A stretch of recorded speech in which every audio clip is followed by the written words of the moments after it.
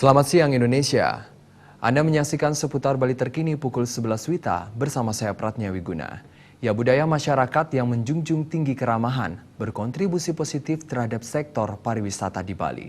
Namun budaya ini dimaknai berbeda oleh sejumlah kalangan yang dianggap memuja wisatawan. Pulau Bali dinilai unik. Selain itu, masyarakat Bali dinilai sangat ramah dan hormat terhadap tamu yang datang.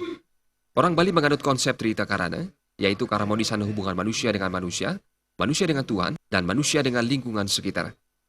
Hal ini tentunya berkontribusi positif terhadap sektor pariwisata di Bali. Industri pariwisata Bali berkembang pesat saat ini, dan bahkan menjadi salah satu objek wisata terbaik di dunia. Konsep Trita Karana ini kemudian diterapkan pula dalam sektor pariwisata dengan memberikan pelayanan terbaik terhadap para wisatawan. Namun, konsep ini dipahami berbeda oleh sejumlah kalangan yang menganggap seolah-olah memuja wisatawan. Menurut pelaku pariwisata Made Mendra Astawa, anggapan itu tidak terlepas dari keramahan dari masyarakat Bali sendiri.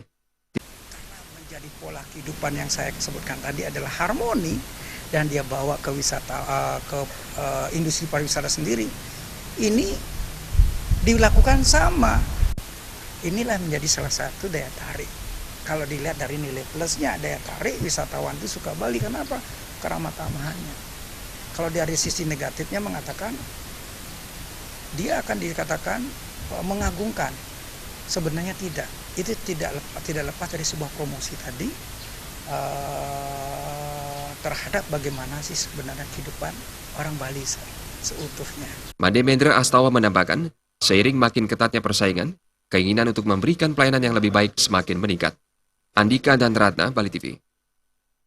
Demikianlah seputar Bali terkini kali ini. Terima kasih untuk perhatian Anda. Salam Indonesia.